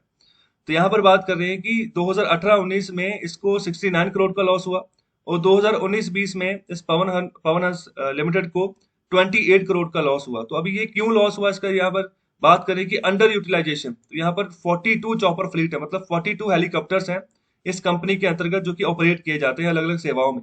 तो उनका अंडर यूटिलाइजेशन हुआ, मतलब कि जैसे सेवा लेनी चाहिए थी ना एक साल में, तो उतने बड़े पैमाने पर इनको यूज ही नहीं किया गया। तो यूज क्यों नहीं किया गया, उसके भी बहुत सारे कारण हैं। जैसे मैं एक एग्जांपल देता हूँ कि एयर इंडिया विमान में कई बार लोग यात्री लोग सफर करते हैं तो कई बार खिड़की ही टूट जाती है। ओके, तो उस समय यात्री कहते हैं कि इस एयरक्राफ्ट में हम दोबारा नहीं बैठेंगे। ओके, तो क्यों नहीं बैठेंगे कि वहां पर उसको अच्छे तरीके से मैनेज नहीं किया गया। तो ऐसे जब इंसिडेंट्स होते हैं ना, तब विश्वास कम होता है लोगों का, और जिसके चलते फिर फर्दर एक्टिविटीज होती है ना उस पर्टिकुलर किसी भी चीज के बारे में, चाहे वो एयरक्राफ्ट हो चाहे हेलीकॉप्टर हो, तो वो कम होना शुरू हो जाता है। इसके अलावा बात करें जो एवरेज एज होती है पीएचएल के फ्लीट की, वो यहाँ पर 20 साल तक है। ओके, तो यहाँ पर दिसंबर 31 2019 तक यहाँ पर इसके हिसाब से बात कर रहे हैं कि 20 साल तक यहाँ पर एवरेज एज है। लेकिन यहाँ पर कुछ हेलीकॉप्टर्स ऐसे भी हैं जो मतलब 30 साल की उम्र उनकी हो चुकी है, 30 साल से लगातार उनको उनको जो है ना ऑपरेट किया जा रहा है। ओके, तो यहाँ पर कुछ तो ऐसे हैं कि जो मेंटेनेंस चाह रहे हैं कि मतलब आउट ऑफ सर्विस है, नहीं काम कर पा रहे क्योंकि मेंटेनेंस की जरूरत है उनको। तो यहाँ पर 31 मार्च 2020 की बात कर रहे हैं, 2020 की बात कर रहे हैं। ओके, तो यहाँ पर 5 हेलीकॉप्टर अभी अंडर रिपेयरमेंट, मतलब कि नुकसान हो चुका है, तो अभी दोबारा रिपेयर ही नहीं की जा सकते। क्यों नहीं किया जा सकते? क्योंकि वो जो सामान उसका टूटा है ना, वो स्पेयर पार्ट्स ही अवेलेबल नहीं है। ओके, तो यहाँ पर एक की बात कर रहे हैं कि एक हेलीकॉप्टर को डिस्पैच किया गया है रशिया रशिया में, कि वहां पर उसको सही किया जाए, उसको ओवरहॉल किया जाए, उस मरम्मत की जाए उसकी दोबारा। वो तो यहाँ पर एक्सपेक्टेड जो एवरेज मंथली डिप्लॉयमेंट है ना, तो वो सिर्फ 30 के आसपास बची है, कि मतलब इतने के आसपास मतलब हेलीकॉप्टर डिप्लॉय है अभी के हिसाब से। और अभी आगे बात करें कि जो रेवेन्यू में फर्दर डिक्लाइन देखने को मिला, तो उसका रीजन भी यही बता रहे हैं कि यहाँ पर जो जो वेरियस कस्टमर्स होते हैं उनके द्वारा जो इसके विंटेज क्लॉसेस होते हैं, मतलब कि बहुत पुराने खंड भाग हैं इसके, जिसके चलते यहाँ पर ना ज्यादातर लोग सफर करने से मनाही करते हैं और इसका यूज करने से मनाही करते हैं। तो यहाँ पर पुअर सेफ्टी स्टैंडर्ड्स हैं, जिसके चलते यहाँ पर जिंदगियां खत्म हो जाती हैं। जो यहाँ पर मशीन लोड होती है तो उनका भी नुकसान हो जाता है। और यहाँ पर आगे बात करें कि लैक ऑफ अकाउंटेबिलिटी, ओके, जिसके चलते यहाँ पर ना जो पुअर फ्लाइट सेफ्टी कल्चर है, जिसके चलते मतलब अभी इसका रेवेन्यू डिक्लाइन लगातार होता जा रहा है। लोग इस पे चढ़ना पसंद नहीं करते। जैसे मैंने अभी एग्जांपल ली थी एयर इंडिया की, तो यहाँ पर एक्सीडेंट्स के चलते जो इसका पीएचएल का इंश्योरेंस कॉस्ट है ना, वो भी काफी बढ़ चुका था। तो ये 33 करोड़ के आसपास पहुंच चुका है 2018-19 की अगर हम बात करें। तो यहाँ पर 2017-18 में ये 18.5 करोड़ के आसपास था। क्योंकि जितने यहाँ पर एक्सीडेंट्स बढ़ेंगे, तो यहाँ पर जब इंश्योरेंस कंपनी जिससे यहाँ पर इंश्योरेंस करवाएगी, तो उसका खर्चा बढ़ जाएगा ना। ओके, तो यहाँ पर यह भी एक रीजन है। तो इसके अलावा बात कर रहे हैं कि ओवरऑल हेलीकॉप्टर इंडस्ट्री जो ना अभी लगातार सिकुड़ती जा रही है। अगर हम बात करें पीएचएल की लीडरशिप के तहत, तो लगातार ये सिकुड़ती जा रही है। तो अभी भारत के पास यहाँ पर 200 से भी कम सिविलियन हेलीकॉप्टर्स हैं। तो यहाँ पर 2013 के मुकाबले ये बहुत कम रह चुके हैं। तो 2013 को इसकी पीक माना जा रहा है कि इस समय काफी बड़े पैमाने पर यहाँ पर सिविलियन हेलीकॉप्टर्स ऑपरेट कर रहे थे भारत में। तो अभी बात करें कि 2018-19 में जो पीएचएल ना, अभी सिर्फ उसने 11% उसके जितने भी यहाँ पर चॉपर फ्लाइट, सिर्फ उसका 11% फ्लाइट्स को ही, हेलीकॉप्टर्स का ही इस्तेमाल किया है। अगर यहाँ पर इसका इसके साथ कंपैरिजन हो रहा है किसका, यहाँ पर ग्लोबल वेक्ट्रा का। ओके, तो ग्लोबल वेक्ट्रा ने इसी पीरियड में 58% अपने चॉपर्स का यहाँ पर ऑपरेट किया है। तो ये ग्लोबल वेक्ट्रा जो है ना, ये largest private sector helicopter operator है भारत में। ओके, जिसके पास अभी 31 एयरक्राफ्ट है। ओके, जिसको कि यहाँ पर अलग अलग सर्विसेज के तौर पर वो सेवा प्रदान करने के लिए आगे प्रोड्यूस करता है, देता है। ओके, तो यहाँ पर इन्होंने ज्यादा अपने हेलीकॉप्टर्स को यूज किया, और पीएचएल ने सिर्फ और सिर्फ 11%, जितनी भी उसकी टोटल फ्लीट थी उसका 11%। तो अभी बात करें कि जो डोमेस्टिक हेलीकॉप्टर इंडस्ट्री है ना, तो will benefit immensely by unlocking the latent value in PHL. तो अगर कोई भी सरकारी कंपनी अगर प्राइवेटाइज होती ना, उसका यहाँ पर कोई ना कोई बेनिफिट प्राइवेटाइजेशन करके प्राइवेट वाले उठा ही लेते हैं किसी ना किसी तरीके से, क्योंकि वो सबसे ज्यादा फोकस करते हैं अपनी मैनेजमेंट के ऊपर, कि अच्छे तरीके से उसको मैनेज करना है। जहां पर भी प्रॉब्लम है उसके सॉल्यूशंस निकालने की कोशिश करनी है। अगर खराब है, मेंटेनेंस नहीं, उसको साइड पे रखो। जो सही तरीके से काम कर रहे हैं तो उनको सही तरीके से जो है ना आगे ऑपरेट करें। ओके, जो फुल कैपेसिटी के हिसाब से उनको ऑपरेशन किया जाए, फायदा उठाया जाए उनका। तो इन सब मुद्दों के ऊपर यहाँ पर प्राइवेटाइजेशन के चलते प्राइवेट वाले फोकस करते हैं। तो यहाँ पर वही बात करें कि अनलॉक कर सकते हैं जो लेटेंट वैल्यू है पीएचएल की, अगर उसका प्राइवेटाइजेशन होता है। तो यहाँ पर सिर्फ और सिर्फ जो नया ऑनर होगा कंपनी का, सिर्फ वही यहाँ पर बेनिफिट नहीं होगा उसको, यहाँ पर जो एफिशिएंसी ना वो भी इंप्रूव होगी। अगर ओके, तो इससे यहाँ पर उसको और भी फायदा देखने को मिलेगा। तो जिसके चलते यहाँ पर बात करें कि अच्छा, अगर कंपटीशन बढ़ता है आगे आने वाले समय में, तो यहाँ पर जो भी सर्विसेज दी जाती है पीएचएल के द्वारा, तो वो काफी फायदा रहेगा उससे। जितना कंपटीशन बढ़ेगा, उतने बड़े पैमाने पर अच्छी सर्विस मिलेगी कस्टमर्स को। ओके, तो देखो, जो अच्छी सर्विस देगा ना, तो वही उसी के पास कस्टमर जाएगा। तो अगर सर्विस देने वाला ही गिना चुना रह जाएगा ना, तो फिर कस्टमर बातें हो जाएगी बस उसी से सर्विस लेनी है, और फिर भी वो सोचेगा कि मैं करूं या ना करूं। ओके, तो यहाँ पर बिजनेस के ऊपर भी इम्पैक्ट पड़ जाता है कई बार ऐसे। तो यहाँ पर इस तरीके से बात करें, जो नए प्लेयर्स आते हैं तो उनको यहाँ पर अच्छा उछाल देखने को मिल सकता है। ओके, तो यहाँ पर कुछ प्लेयर्स जो छोटे प्लेयर्स हैं, उनको भी यहाँ पर जो है ना फायदा हो सकता है आने वाले समय में। तो कंपटीशन अगर होता है तो यहाँ पर इनोवेशन बढ़ती है। कि कैसे यहाँ पर हेलीकॉप्टर्स को यूज करना है। जैसे यहाँ पर सिटी ट्रांसपोर्ट के लिए यूज किया जा सकता है, मतलब एक जगह से दूसरी जगह पर, एक शहर में ही अगर आप ये सर्विस प्रोवाइड करें, जैसे यहाँ पर टैक्सीज होती है, ओके, तो बिल्कुल उस तरीके से भी यूज किया जा सकता है। और एयर एम्बुलेंस के तौर पर भी इसको यूज किया जा सकता है। तो बहुत सारे तरीके हैं यूज करने के। ओके, तो बहुत सारे तरीके हैं सर्विस प्रोवाइड करने के, तो किसी भी तरीके से प्राइवेट वाले सर्विस दे सकते हैं। तो इसके अलावा बात करें कि जो टर्म एंड कंडीशंस हैं, okay, in the privatisation proposal, तो ये इंश्योर कर रहे हैं कि एम्प्लॉयज, जो भी एम्प्लॉयज काम करेंगे यहाँ पर इस हेलीकॉप्टर सेक्टर में, तो उनके पास कम से कम 1 साल की जॉब सिक्योरिटी होगी। ओके, तो यहाँ पर अगर मैन पावर की रैशनलाइजेशन होती है, मतलब मैन पावर सही तरीके से मिलता है, तो यहाँ पर बात कर रहे हैं कि it will be at the terms no less favourable than that offered in the voluntary retirement scheme. मतलब ये वीआरएस स्कीम ऐसे होती है जैसे ना, अगर एक पर्टिकुलर एज होती है कि मतलब इसी एज के बाद आप रिटायरमेंट लेते हो, लेकिन ये ऐसा होता है कि मतलब आप उस एज ग्रुप से पहले ही आप रिटायरमेंट ले सकते हो, तो यहाँ पर उसको वीआरएस बोलते हैं। ओके, वॉलंटरी रिटायरमेंट स्कीम होती है। ओके, तो यहाँ पर इस तरीके से भी बिल्कुल कह रहे हैं कि बिल्कुल इसके जैसा ही लगेगा अगर यहाँ पर ज्यादा यहाँ पर मैन पावर मिलती है। तो यहाँ पर दिक्कत ही इसकी है, मैन पावर की। और तो यहाँ पर हेलीकॉप्टर इंडस्ट्री है ना, मतलब वो सीरियस क्रंच उसको मिल रहा है स्किल्ड मैन पावर का, मतलब है नहीं है बड़े पैमाने पर, ना टेक्नीशियंस मिल रहे हैं अच्छे से, और ना ही अच्छे पायलट मिल रहे हैं। तो अच्छे पायलट जो है ना, वो खुद से जॉब छोड़ देते हैं। वो इसलिए छोड़ देते हैं जब पता लगता है उनको कि जो एयरक्राफ्ट मैं उड़ा रहा हूँ, जो हवाई जहाज उड़ा रहा हूँ, तो उसकी सेफ्टी कितनी है। जब उनको पता होता है सेफ्टी कितनी है, लगातार मैं उसको एक हफ्ते से, एक महीने से लगातार उड़ा रहा हूँ, मतलब कि कुछ उसको रेस्ट ही नहीं मिल रही, उसको पता चल जाता है कि मतलब कितना सेफ है वो। तो खुद ऐसे तो खुद ही छोड़ जाते हैं कहीं। तो यहाँ पर जो पीएचएल का प्राइवेटाइजेशन है ना, तो यहाँ पर आने वाले समय में लोअर एग्जिट बैरियर हो सकते हैं पायलट्स और टेक्नीशियंस के लिए। तो अपना यहाँ पर जिस तरीके से आगे आगे बढ़ना चाहे, तो उस तरीके से आगे बढ़ सकते हैं वो। ओके, मतलब अगर निकलना भी चाहे कंपनी से, आसानी से किसी दूसरी जगह वो जा सकते हैं, जिस भी तरीके से वो आगे अपने आप को जो है परस्यू करना। जैसे जैसे यहाँ पर वीआरएस स्कीम होती है, अगर वो सरकारी सर्विस से ही बाहर आ गए, तो यहाँ पर वीआरएस के थ्रू सरकारी सर्विस से वो बाहर आके आगे जिस तरीके से भी आगे बढ़ना, उस तरीके से भी आगे वो जा सकते हैं, जहां पर अच्छी अपॉर्चुनिटी मिल रही है। और इसके अलावा आगे बात करें कि जो स्ट्रॉन्ग प्राइवेट प्लेयर्स जिनके पास अच्छा खासा पैसा है ना, तो यहाँ पर जिनकी अच्छी खासी ग्रोथ है इस सेगमेंट में, तो यहाँ पर वो पॉइंट आउट कर सकते हैं अथॉरिटीज को, गवर्नमेंट को, कि यहाँ पर जो भी खामियां है, सीरियस खामियां है ना रेगुलेशंस में, उनको दूर किया जा सके। जिस तरीके से यहाँ पर सिविल हेलीकॉप्टर इंडस्ट्री को गवर्न किया जा रहा है ना, तो यहाँ पर जो भी प्रॉब्लम्स है, तो उनको पॉइंट आउट कर सकते हैं, भाई इसको सही करो, तभी जो है सिविल हेलीकॉप्टर इंडस्ट्री ना वो बूम पर आएगी, तभी अच्छे से वर्क कर पाएगी। तो उनका दायित्व बनता है कि आगे बढ़े वो। तो यहाँ पर यही चीज बात कर रहे हैं कि यही पॉइंट आउट करना ही ना, मतलब कि सरकार के आगे बात रखनी, तो इसी में यहाँ पर पीएचएल फेल रहा है। ओके, मतलब कि हालांकि इसके पास यहाँ पर जो डेजिग्नेशन था वो कौन सा था, मिनी रत्न कंपनी का। ओके, तो यहाँ पर तीन तरीके से ना यहाँ पर कैटेगरीज बनाई जाती है कंपनीज की, एक होता है मिनी रत्न, एक होता है नवरत्न, एक होता है महारत्न। तो यहाँ पर किसको डिफाइन किया जाता है as a mini ratna company, as a Maharatna, as a Navratna company, उसका आंसर करें कमेंट बॉक्स में। और एक एक एग्जाम्पल भी दे कि मिनी रत्न कंपनी कौन सी, जैसे मिनी रत्न कंपनी ये पीएचएल मिनी रत्न है। इसके अलावा नवरत्न और महारत्न, तो ऐसी कोई एग्जाम्पल देगी, मतलब जिन कंपनीज को ऐसा टैग मिला हो। ओके, तो उसका भी आप कमेंट बॉक्स में आंसर करें। तो अभी बात कर रहे हैं, स्टेटस तो इसका मिनी रत्न का है, लेकिन वैसा काम नहीं किया जा सका इसके द्वारा। तो यहाँ पर जो फीस है, नॉर्म्स जो होते हैं, जो रूल्स होते हैं एप्लीकेबल, कि मतलब जो फिक्स्ड विंग एयरक्राफ्ट के जो यहाँ पर जो इसके ऊपर यहाँ पर रूल या फीस लागू होती है ना, बिल्कुल सेम ही जो है ना वो रोटरी विंग एयरक्राफ्ट के ऊपर लगाई। जो ये रोटरी विंग एयरक्राफ्ट मतलब जिसका विंग घूमता है, जिस मतलब हेलीकॉप्टर हो गया।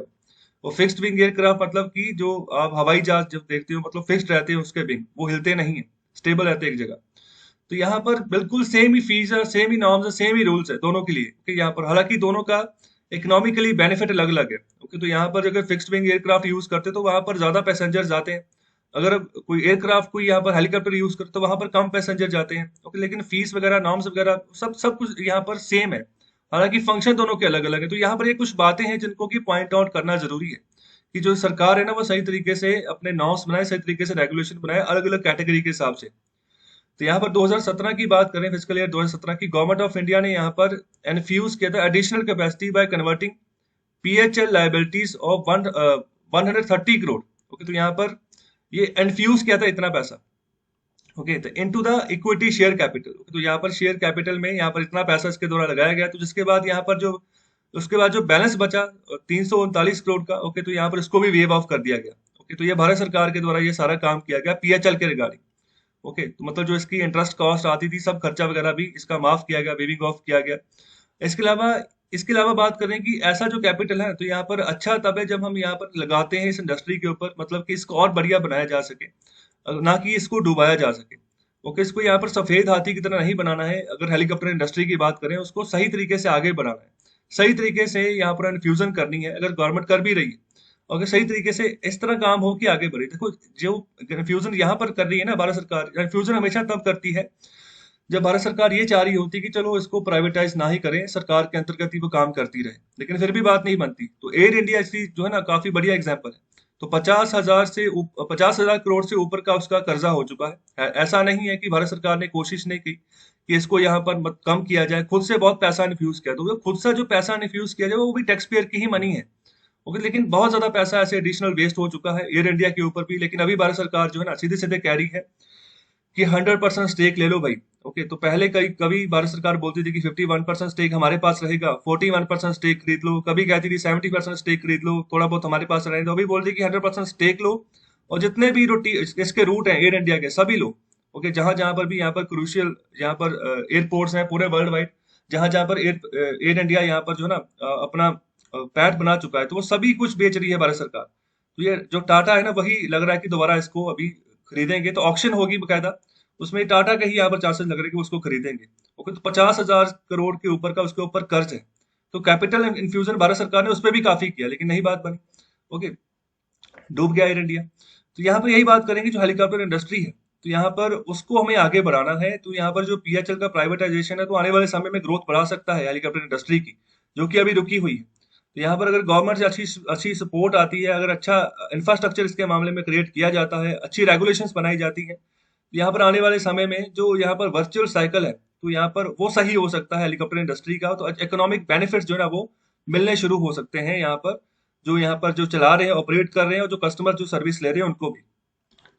तो चलिए अभी बात करते हैं एडिटोरियल नंबर 4 की। तो यहाँ पर बात करें oh barter where are you. Okay, मतलब कि अभी जो बार्टर सिस्टम होता है ना उसके बारे में यहाँ पर डिटेल में बताने जा रहे हैं, और अभी जो सिचुएशन है ना उसका सोल्यूशन बताने जा रहे हैं किस तरीके से कर सकते हैं।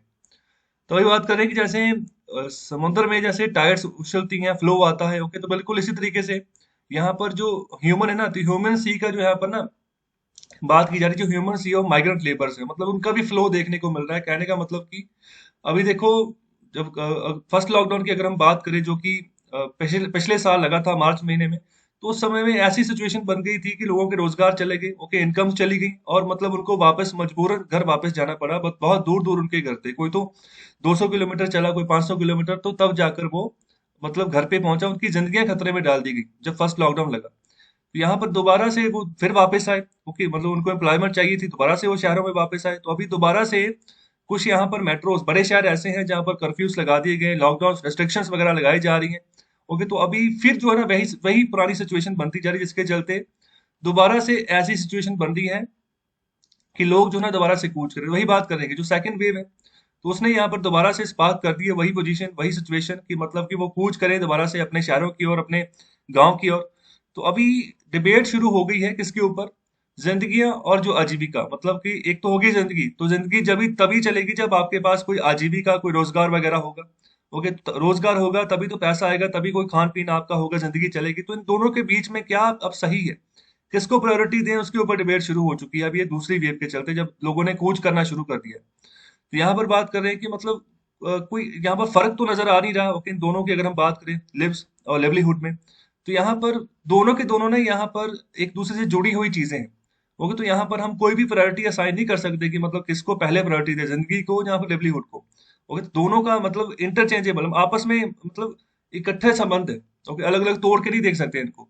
तो यहाँ पर वही बात कर रहे हैं कि एक ब्रिजिंग मेजर जो है ना हम यहाँ पर एलिवेट कर सकते हैं इस रूरल डिस्ट्रेस के ऊपर, जो कि अभी जो है ना जिन लोगों की यहाँ पर चली नौकरी चली गई। अब यहाँ पर अर्बन वेज जनरेटिंग सेंटर्स की बात करें, मतलब वही इदारे, मतलब शहरों में जो ऐसे इदारे लगे हुए थे जहाँ पर वो काम कर रहे थे, तो उनका यहाँ पर कोई ना कोई पैसा बन रहा था। ओके, वेज यहाँ पर जनरेट हो रही थी, तो उससे ऊपर यहाँ पर जो भी पैसा उनको आ रहा था अभी वो रुक रहा है, क्योंकि उनकी नौकरियां जा रही हैं। तो अभी उसी के चलते जो यहाँ पर चिंताएं हैं इनको कैसे दूर करें। तो यहाँ पर बात करें जो लोकल कम्युनिटीज हैं, वो तो यहाँ पर ना वो आपस में मिलकर मतलब अच्छे तरीके से सेल्फ सस्टेनिंग सिस्टम जो है ना उसको डेवलप कर सकती हैं। मतलब एक तरीके से ओपन सोर्स के हिसाब से, या कॉम्प्लीमेंट्री, या फिर इंस्ट्रूमेंट ऑफ नेगोशिएशन के हिसाब से। ओके, तो यहाँ पर उनको कोई कन्वेंशनल करेंसी के ऊपर डिपेंडेंट होने की जरूरत नहीं है। जैसे कि कैश फॉर्म में हम करेंसी यूज करते हैं, ओके, रुपीस यूज करते हैं, तो उनको यूज करने की जरूरत नहीं है। सीधे सीधे अपने हिसाब से ओपन एंडली, ओपन सोर्स के हिसाब से कोई ना अपना व्यापार शुरू कर ले। कहने का मतलब ऐसा है, जिसको जिस चीज की जरूरत है तो वो चीज जो है ना प्रदान कर, जिसके पास जो चीज ज्यादा है वो दूसरे को दे दे, बकायदा उससे भी कुछ काम ले ले। ओके, वो चीज देने के बदले। तो यहाँ पर वही बात करें कि कैशलेस कॉमर्स की अगर बात करें ना, तो यहाँ पर दुनिया के बहुत सारे कोनों में ये चीज चलती आई है।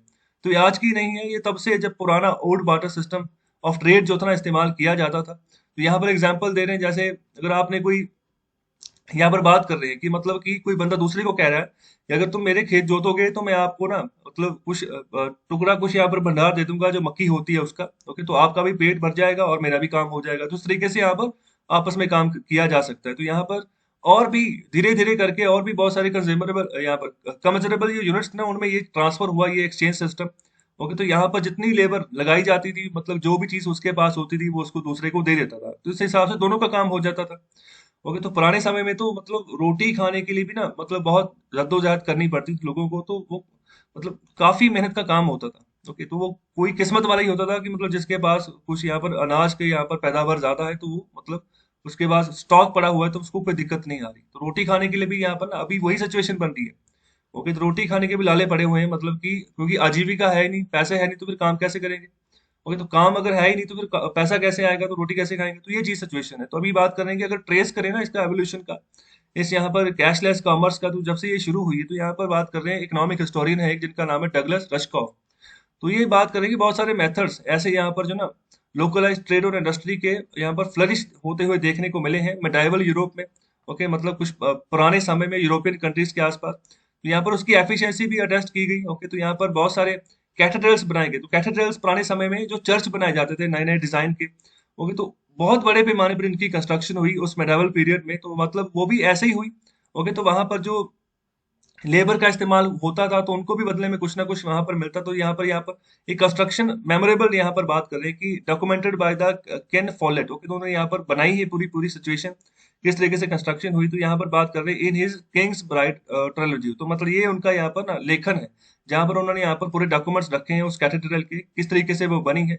तो कहने का मतलब वहां पर भी पुराने समय से ट्रेड जो चलता आ रहा है, तो वो भी वहां पर यही कैशलेस कॉमर्स वाला सिस्टम ही यूज करते हैं, जिसको हम नॉर्मल भाषा में बाटर सिस्टम भी बोलते हैं। और आगे यहाँ पर बात करें कि जो कैथेड्रल्स, जो चर्च वगैरह होते थे, जो कास्टल, जो किलों का निर्माण होता था पुराने समय में, और जो पैलेसेस, जो महल बनाए जाते थे पुराने समय में, तो इसके अलावा और भी जो चीजें बनती थी ना, तो यहाँ पर क्या होता था बिल्कुल आज के दौर में, जैसे जो national rural employment guarantee act के तहत जो यहाँ पर काम लिया जाता है ना लोगों से।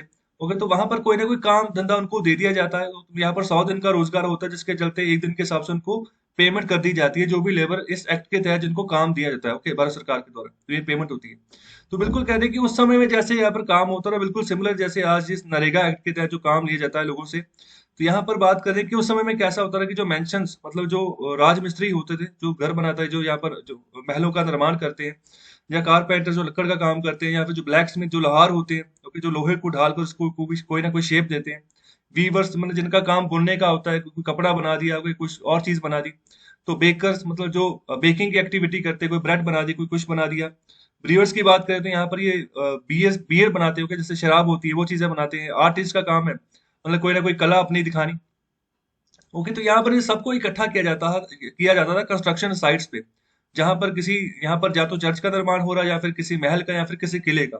ओके, तो फिर आपस में ही ना वो मतलब ट्रेड करते थे। ओके, मतलब ये लेबर का एक पूल इकट्ठा हो गया, मतलब एक एक जगह पर काफी तरह की वैरायटी ऑफ लेबर से इकट्ठी हो गई, तो फिर वहीं से ना आपस में ही वो ट्रेड कर लेते थे, जिस हिसाब से एक और जो होता ना काम भी शुरू हो जाता था, कंस्ट्रक्शन भी शुरू हो गई, कंस्ट्रक्शन का काम भी बन गया, और आपस में भी इनका ट्रेड हो गया कि जिसके पास देखो बियर है, ठीक है, हो सकता है कि वो बियर की बोतल तब देगा तो दूसरे को बोलेगा कि तुम आर्टिस्ट हो, तो मेरे लिए कोई यहाँ पर चीज परफॉर्म करो, या फिर मेरे लिए कोई जो है कोई पिक्चर वगैरह बना के दो।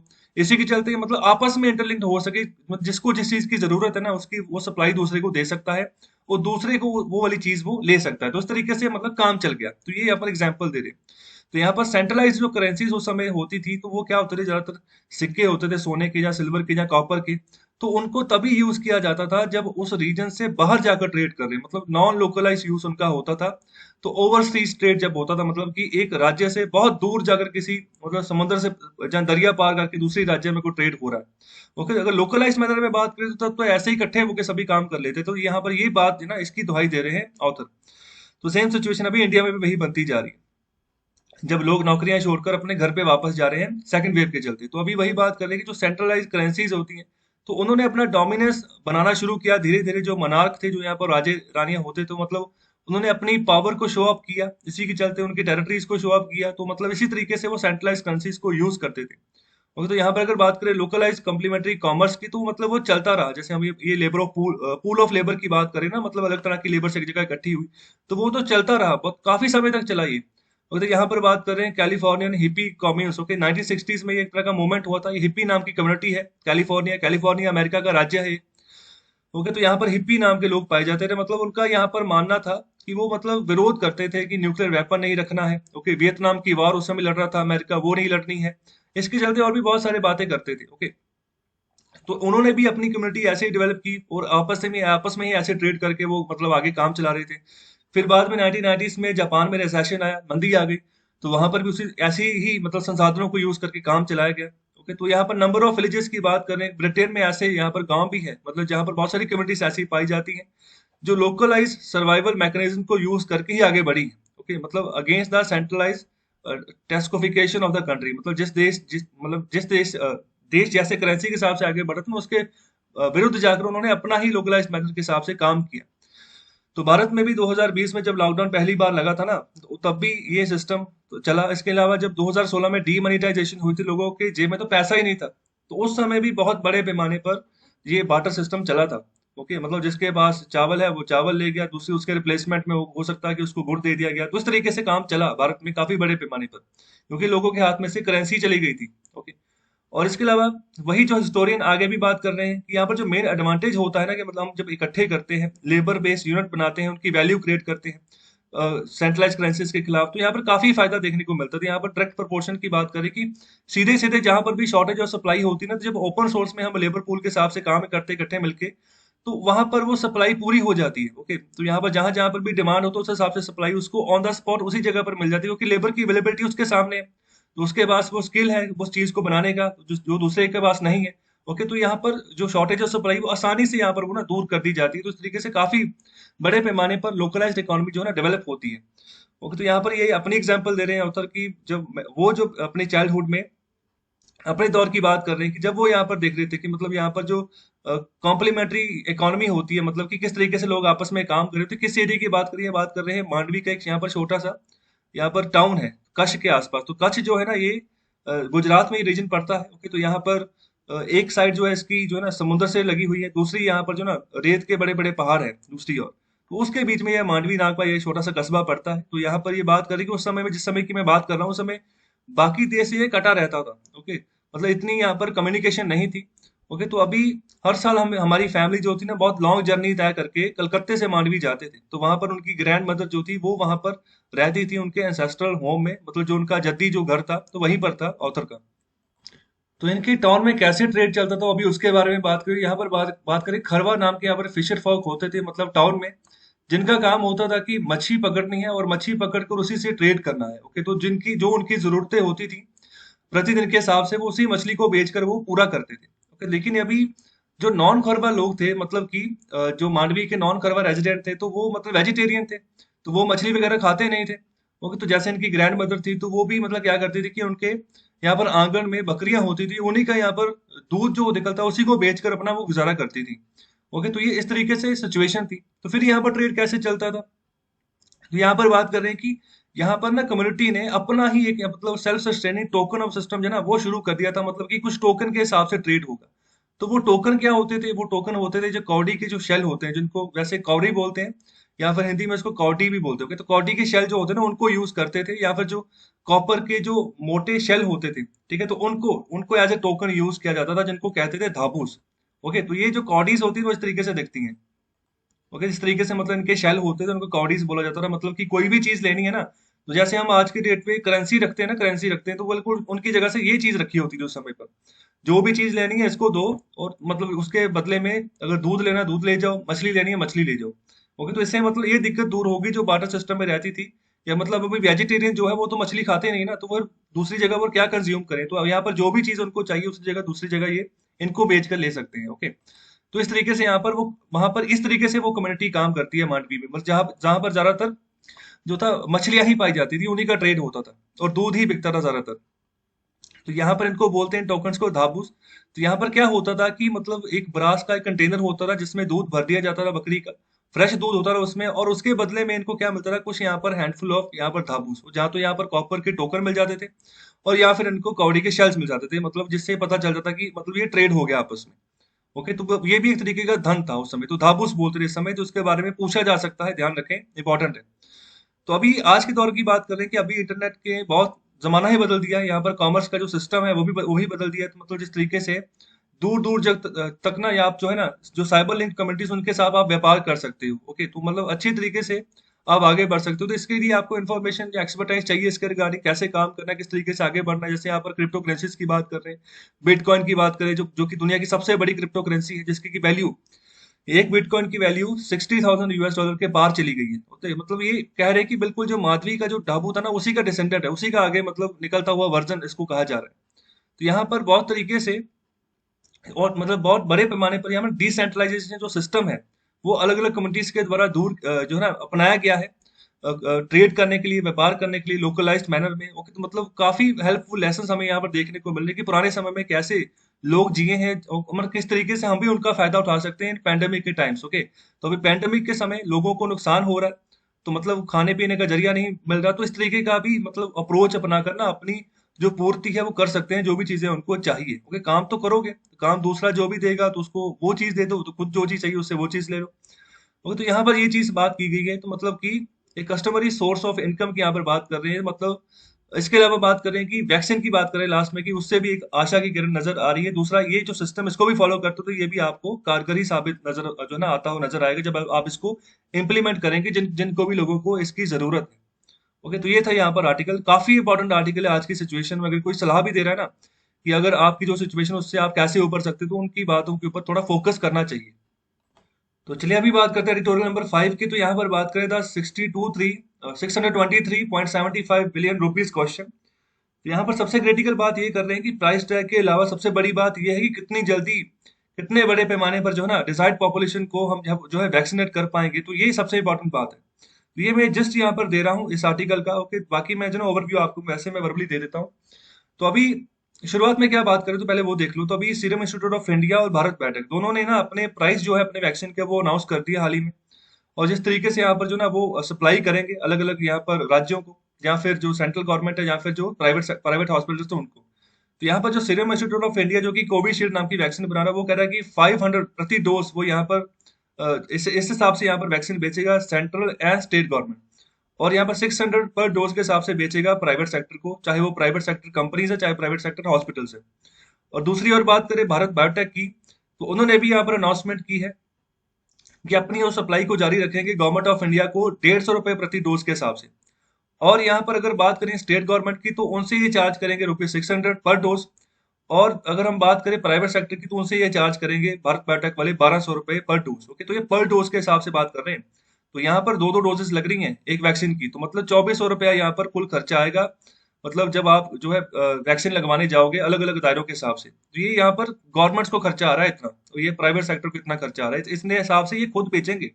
ओके, तो आगे का खर्चा बढ़ना ही वाला है। तो यहाँ पर यही बात कर रहे हैं कि जो यहाँ पर प्राइस है ना वैक्सीन का, ओके, तो उसमें उसके बारे में अभी भी अब अस्पष्टता है, मतलब कि स्पष्टता में अभी भी थोड़ा कंफ्यूजन पाई जा रही है। तो जैसे यूनियन हेल्थ मिनिस्टर की बात करें, तो वो कह रहे हैं कि जो यहाँ पर खरीद का जो प्राइस होगा ना गवर्नमेंट ऑफ इंडिया के द्वारा, तो यहाँ पर वो ₹150 प्रति डोज के हिसाब से रहेगा।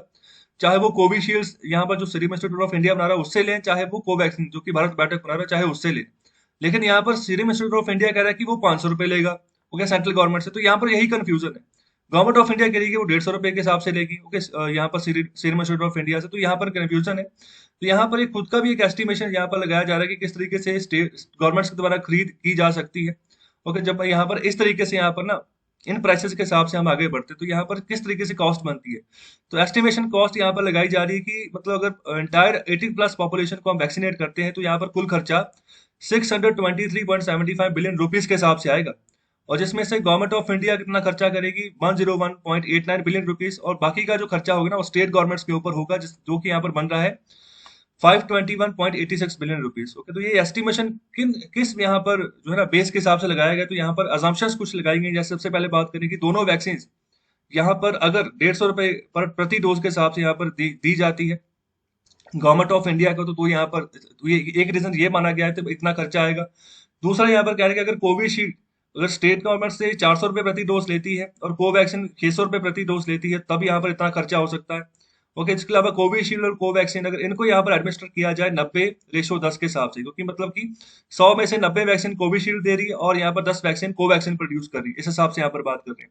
क्योंकि कोवैक्सीन का खर्चा ज्यादा आ रहा है प्राइवेट सेक्टर में देखो, तो यहाँ पर इसके चलते उस हिसाब से यहाँ पर ना पूरा एवरेज निकाला गया है, मतलब अलग अलग पैरामीटर्स के हिसाब, तो ये सारे पैरामीटर्स जिसके हिसाब से ये 623 बिलियन रुपीस बन रहे हैं। ओके, और चौथे नंबर पर बात करें जो यहाँ पर वैक्सीन वेस्टेज होगी, मतलब कि वो भी 5% हो सकती है, तो वो भी नुकसान है।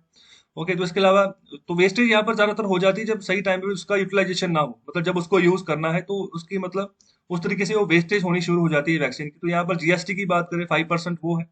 तो यहाँ पर जो जहाँ तक ये पहुंचेगी वैक्सीन जिन्होंने कंज्यूम करनी, तो उनको भी 10 रुपये प्रति डोज के हिसाब से चार्ज किया जाएगा। और यहाँ पर जो एडमिनिस्ट्रेटिंग कॉस्ट होगी तो वो भी 0.17 मिलियन रुपीस हो सकती है पर डिस्ट्रिक्ट के हिसाब से। तो ये मतलब ओवरऑल यहाँ पर सिनेरियो है पैरामीटर्स का, जिस हिसाब से ये इतनी कॉस्ट बता रहे हैं।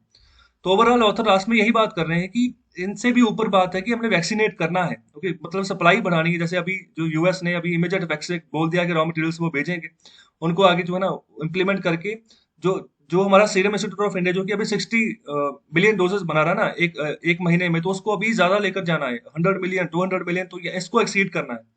तो जो दूसरी ओर जो भारत बायोटेक है तो वो 20 बिलियन के आसपास बना रहा है, तो उसको भी आगे लेकर जाना। हालांकि भारत बायोटेक ने अनाउंसमेंट कर दी कि वो 700 मिलियन डोजेस एक महीने में बनाएगा, लेकिन इसको टाइम लगेगा। कैपेसिटी बढ़ाने के लिए उतना प्लांट चाहिए, वो प्लांट में इन्वेस्टमेंट चाहिए। ओके, तो जब आगे बढ़ेंगे तभी समय होगा, तो इसको जून जुलाई अगस्त तक ये बात चली जाएगी, मतलब इतने बड़े पैमाने पर डोजेस की मैन्युफैक्चरिंग करते करते। ओके, तो ये दूसरी बात ये भी बात कर रहे हैं कि अगर ये अपने दम पर ये प्राइस रख रहे हैं ना, अगर ये ज्यादा रख भी रहे हैं तो ये इनकी काबिलियत है तो तभी रख पा रहे हैं। ओके, तो गवर्नमेंट ऑफ इंडिया ने जैसे बाकी सरकारें, जैसे यूएस की गवर्नमेंट होगी, यूके की गवर्नमेंट होगी, तो उन्होंने जब ये पहले रिसर्च कर रहे थे ना, जब उनकी अलग अलग कंपनी, तो तभी उन्होंने सपोर्ट कर दी थी, प्राइस सपोर्ट दे दी थी, और तभी कह रही था कि हम आपसे वैक्सीन खरीदेंगे। लेकिन भारत सरकार ने कोई सपोर्ट ही नहीं की इनको रिसर्च के रिगार्डिंग। जो भी इन्होंने किया ना, वो अपने दम पर किया, रिस्क को सामने रखते हुए। और जब भी हम यहाँ पर सीरम इंस्टीट्यूट ऑफ इंडिया की बात करें तो, और भारत बायोटेक की बात करें, जब क्लिनिकल ट्रायल चल रहे थे ना, तो उससे पहले ही मतलब इन्होंने जितना भी वैक्सीन तैयार किया उसके ऊपर जितनी रिसर्च की, खुद का पैसा लगा इनका। तो ये इनका दायित्व बनता है कि अपने हिसाब से ये प्राइस टैग रखें, क्योंकि ये जो जितने प्राइस पर अभी बेच रहे हैं ना 150 रुपये प्रति डोज के हिसाब से, तो इन्होंने तभी बोल दिया था शुरुआत में कि इतने प्राइस से तो हमारा खर्चा भी पूरा नहीं हो रहा, और जितना मतलब ये सरकार हमें दे रही है। तो अभी सिचुएशन अभी आपको और मतलब जबरदस्त तरीके से बदलती हुई नजर आएगी, मतलब कि डोजेस का खर्चा बढ़ेगा। ओके, तो ये मतलब ये पूरा का पूरा यहाँ पर सिनेरियो है। ओके, तो अभी बात यही की जा रही है कि सप्लाई बढ़ानी है किसी ना किसी तरीके से। जो यहाँ पर आईपीआर लाइसेंस है उसको खरीद लो, और मतलब जिन्होंने भी अपनी रिसर्च करके वैक्सीन बनाई, जैसे भारत बायोटेक ने अपनी रिसर्च करके बनाई है, तो उनका वैक्सीन उनका पेटेंट खरीद लो और उनको डिस्ट्रीब्यूट कर दो। भारत की जितनी भी और फार्मास्यूटिकल कंपनीज है जिनके पास पर्याप्त सेटअप है वैक्सीन बनाने का, उनके पास भी फार्मूला आ जाएगा, तो वो भी नंबर ऑफ वैक्सीन जो है ना बना सकती हैं, जिससे सप्लाई बढ़ जाएगी और मतलब जल्दी जो है वैक्सीनेट कर लेंगे हम लोगों को। तो ये मतलब ये सोल्यूशन यहाँ पर बताए गए हैं ऑथर के द्वारा। तो चलिए अभी बात करते हैं आज के इकोनॉमिक कंसेप्ट के बारे में। तो आज का जो टॉपिक है वो है क्रॉनिक कैपिटलिज्म। तो क्रॉनिक कैपिटलिज्म क्या होती है, तो कैपिटलिज्म क्या होता है? तो कैपिटलिज्म मतलब जिसके पास बहुत सारा पैसा है, वो पैसा इन्वेस्ट कर रहा है, अपना बिजनेस शुरू कर रहा है, और बिजनेस में वो क्या कर रहा है कि अपनी अप्रोच जो लगा रहा है ना, तो अपने ही लोगों पे ऊपर यहाँ पर लगा रहा है कि अपने ही वर्कर्स को, अपने ही फैमिली मतलब जो है ना उनको ही आगे प्रमोट कर दे अपनी कंपनी में। तो जब भी कोई नई कंपनी शुरू होती है तो खुद से भी पैसा लगता है और उसके अलावा इन्वेस्टर से भी पैसा लिया जाता है। तो तभी जो है फर्म जो है आगे बढ़ती है, चाहे कोई भी किसी भी सेक्टर में हो। लेकिन जब अपने फैमिली वालों को मतलब यहाँ पर तवज्जो देनी शुरू कर देते हैं ना कोई कंपनी, तो आप बोलते हैं कि क्रोनिक कैपिटलिज्म, मतलब अपनी मनमानी कर रहे हैं, अपने फैमिलीज को ही जो है ना जो है जगह दी जा रही है, अपने दोस्तों को ही जगह दी जा रही है। तो इस टर्म को क्रोनिक कैपिटलिज्म को हमेशा नेगेटिव सेंस में ही लिया जाता है। मतलब देखो, जहां पर देखो अगर सरकारें भी बनती है ना, तो वहां पर भी देखो बाप बेटे की सरकार आ जाती है कई बार। तो कई राज्य ऐसे होते हैं मुख्यमंत्री बाप है, बेटा उप मुख्यमंत्री है। तो इस तरीके से मतलब अपनी फैमिली को ही कोई पॉलिटिकल पार्टी तवज्जो देनी शुरू कर दे, तो नेगेटिव सेंस में ही उसको देखा जाता है। तो इसी तरीके से बिजनेस में भी अगर कोई फैमिली अपनी फैमिली को आगे प्रमोट करती जाए, बाकी इन्वेस्टर्स का भरोसा रखे ही ना कि मतलब उनका भी पैसा लगा हुआ है, तो ये सही बात नहीं बनती। तो इसको बोलते हैं हम क्रोनिक कैपिटलिज्म। ओके, अपनी ही मनमानी करनी। तो ये था पूरा का पूरा सिनेरियो आज के न्यूज़पेपर का। जो बाकी की इंपॉर्टेंट न्यूज़ है उसकी अलग लेक्चर में लेकर आऊंगा। और कैसा लगा लेक्चर, अपना फीडबैक जरूर दें, जो मैंने क्वेश्चंस पूछे उनका आंसर जरूर दें, और शेयर करें, ज्यादा से ज्यादा चैनल को सब्सक्राइब करें, लाइक करें। बहुत बहुत शुक्रिया, धन्यवाद।